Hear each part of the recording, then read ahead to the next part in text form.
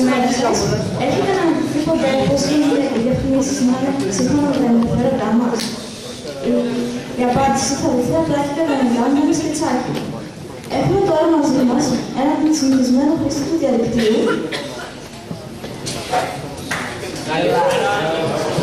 Του αρέσει το ποδόσφαιρο, τα βιντεοπαιχνίδια και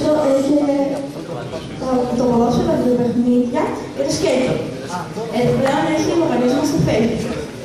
Έχουμε και μαζί μας μια ρεπόρτερ η οποία θέλει να προωθήσει παιχνίδια, skateboard και αθλητικό εξοπλισμό στα κατάλληλα.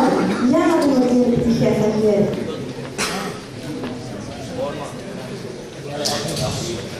Γεια σας. Εκπροσωπώ την εταιρεία Estelle Closet. Κάνουμε μια ενδιαφέρουσα συμβάση σε αυτήν. Μπορείτε να μου πείτε το όνομά σας?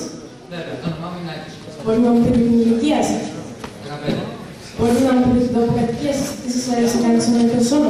Ποιες είναι οι προσωπικές πεποιθήσεις? Τι είναι η πλειοψηφία της ελληνικής επιλογής? Αρκετά τώρα απάντησα όλες τις ερωτήσεις. Αντίο σας. Αντίο σας. Καλό.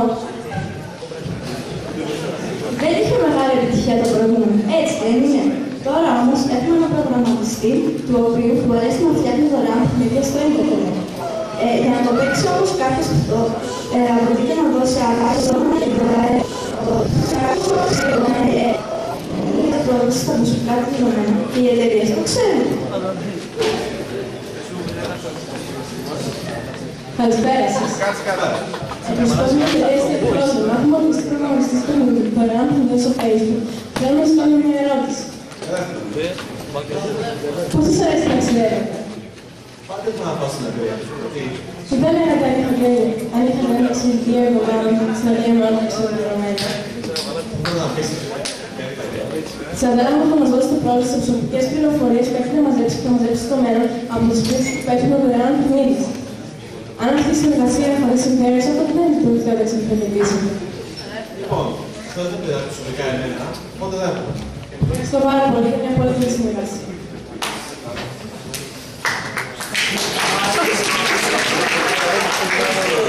Στο τέλος πάντα γίνεται αυτό.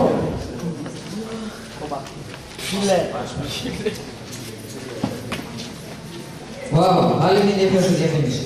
Πάλι καλά που τέλος διαφημίζουν πράγματα που με ενδιαφέρουν. Έχω να αγοράσω όλα τα πράγματα.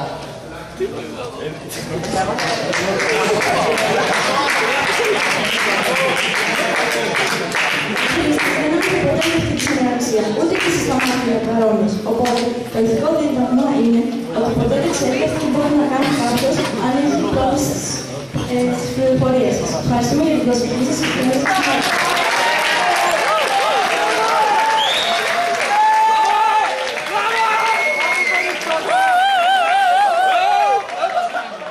Μπράβο, παιδιά, ευχαριστώ πολύ. Λοιπόν, νομίζω ότι είχε ενδιαφέρον αυτό το σκετσάκι που μάλιστα συμμετείχε του άρεσε αυτό.